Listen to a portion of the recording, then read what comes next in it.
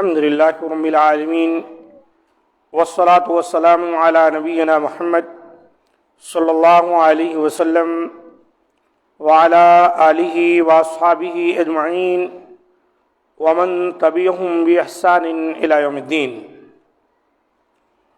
واشهد ان لا الہ الا اللہ وحدہ لا شریک لہ واشهد ان محمدا عبدہ ورسولہ۔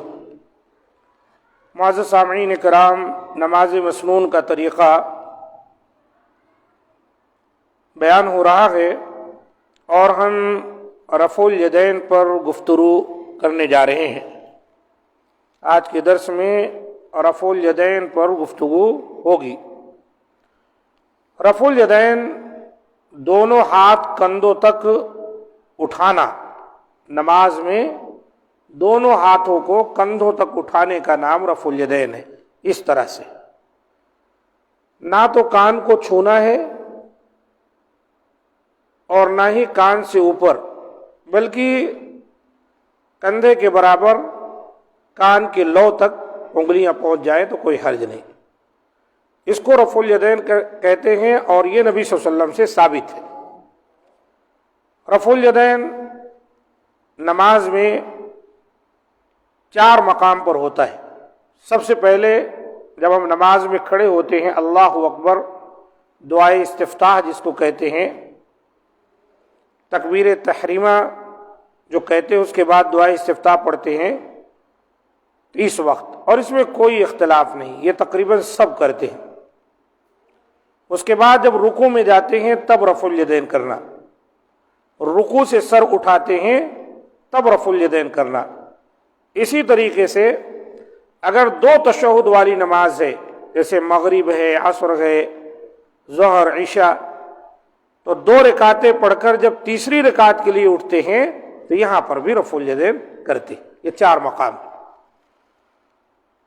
سیدنا عبداللہ بن عمر رضی اللہ تعالیٰ عنہ فرماتے ہیں، رأیت النبی صلی اللہ علیہ وسلم افتتح التکبیر فی الصلاة فرفع یدیہ حین یکبر حتی یجعلہما حذو منکبیہ، رواہ البخاری و مسلم۔ میں نے نبی صلی اللہ علیہ وسلم کو نماز کی تکبیر کہتے ہوئے دیکھا کہ آپ تکبیر کہتے ہوئے اپنے دونوں ہاتھوں کو کندھوں کے برابر اٹھاتے تھے۔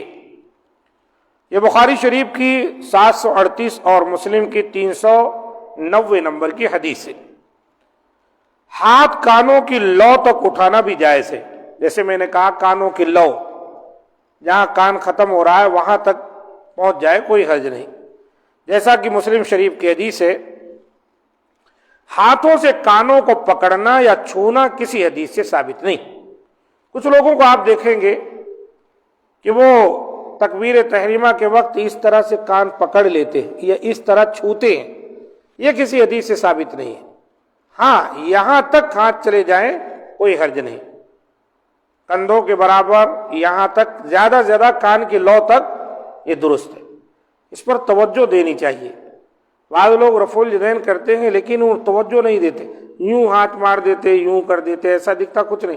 حالانکہ رفع الیدین کا معنی ہے کہ یہ سامنے کی جو ہتھیلی دکھ رہی ہے، سامنے قبلہ رخ ہونا، انگلیاں کھلی ہوئی ہونا، نہ تو پوری طرح بھیج لینا، نہ ایک دم اس طرح پھیلا دینا، برابر نارمل اس طرح رفع الیدین کیا جائے۔ رفع الیدین اور تکبیر میں تینوں شکلیں جائز ہیں، یعنی دونوں ایک ساتھ، یا پہلے رفع الیدین اور بعد میں تکبیر، یا تکبیر پہلے اور رفع الیدین بعد میں۔ بخاری، مسلم، ابن خزیمہ وغیرہ کی حدیث ہے۔ کیا معنی ہے؟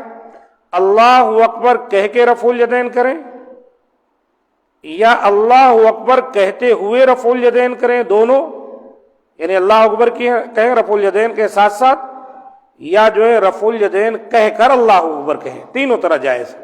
اس میں کوئی بلا وجہ کا جھگڑا نہیں۔ رفع الیدین کرتے ہوئے رسول اللہ صلی اللہ علیہ وسلم کی انگلیاں نہ تو آپس میں ملی ہوئی ہوتی اور نہ کھلی اور کشادہ ہوتی، یعنی نارمل جیسے ایسے ہے ایسے رہتی۔ یہ حدیث مستدرک حاکم میں آئی ہے، ابو داؤد، ترمذی نے روایت کیا ہے، صحیح ابن خزیمہ میں بھی ہے۔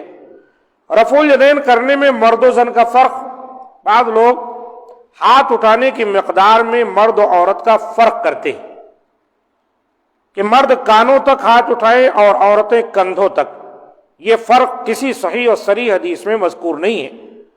حافظ ابن حجر رحمہ اللہ اور علامہ شمس الحق رحمہ اللہ فرماتے ہیں لم یرد ما یدل علی التفرقۃ فی الرفع بین الرجل والمرأة، مرد اور عورت کے درمیان تکبیر کے لیے ہاتھ اٹھانے کے فرق کے بارے میں کوئی حدیث دلالت نہیں کرتی۔ یوں تو بہت سارے لوگوں نے مردوں عورتوں کی نماز میں بہت سارا فرق کر دیا، سچ یہی ہے کوئی ایک آدھ عمل ہے، ورنہ مرد اور عورت کی نماز میں کوئی فرق نہیں۔ جیسے عورت یہاں تک ہاتھ اٹھائے گی سینے پر ہاتھ باندھے گی، ویسے مرد بھی یہاں تک ہاتھ اٹھائیں گے سینے پر ہاتھ باندھے گی۔ لیکن ہم دیکھتے ہیں کہ احناف کے یہاں عورتیں تو سینے پر ہاتھ باندھتی ہیں، مرد حضرات ناپ پر یا ناپ کے نیچے باندھتے ہیں۔ یہ فرق کسی بھی طرح سے ثابت نہیں۔ اللہ کے رسول کا فرمان صلو کما رأیتمونی اصلی، یہ مردوں کے لیے بھی ہے عورتوں کے لیے بھی ہے، سینے پر ہاتھ باندھا، اس کا تعلق ہے یہاں دل ہے ہمارا۔ گویا یہاں باندھنے کے بعد آدمی اپنے دل کو اپنے قابو میں رکھ کر یا اللہ کی طرف پھیرنے کے لیے تیار بیٹھا ہوا ہے۔ اور اسی طریقے سے جو فرق ہے وہ کیا ہے؟ صرف اتنا فرق ہے کہ نبی صلی اللہ علیہ وسلم نے فرمایا اگر امام صاحب نماز پڑھا رہے ہیں اور کوئی رکن ادا کرنا بھول جائے، 2 سجدہ کرنا تھا 1 سجدہ کر کے بیٹھ گئے تشہد سمجھ کر، تو مرد حضرات ایسی صورت میں سبحان اللہ کہیں گے، اور عورتیں جو ہے بولیں گی نہیں کہ ان کی آواز بھی پردہ ہے، ان کے لیے تصفیق کا لفظ ہے، یعنی وہ اس طرح سے یا اس طرح سے اپنے ہاتھ کو بجائیں گی جس سے امام صاحب متنبہ ہو جائیں اور توجہ دے کہ میں شاید ایک رکعت پڑھ کے بیٹھ گیا، یا میں جو ہوں تشہد میں نہیں بیٹھا، اس طرح کی چیزیں ہیں۔ یہی ایک فرق دکھتا ہے۔ اس کے علاوہ ان کے بیٹھنے میں، سجدے میں بھی لوگ عجیب کہتے ہیں عورتوں کو پورا 4 زانو ایک دم دھپ بول کے گٹھری کی طرح رکھ دیتے ہیں، اور مرد حالانکہ کوئی فرق نہیں، مرد جیسے بیٹھتے ویسے عورت بھی بیٹھنا۔ لوگ کہتے ہیں عورت کے لیے زیادہ پردہ ہے، وہ بازو اپنے بالکل زمین سے لگا لے، اپنے جسم کو چپکا لے، اپنے پشت کو زمین سے ٹکا کر رکھے۔ بھائی میرے، وہ اپنے گھر کے 4 دیواری کے اندر کمرے میں نماز پڑھ رہی ہے، وہاں کون سا خطرہ ہے اس کے لیے؟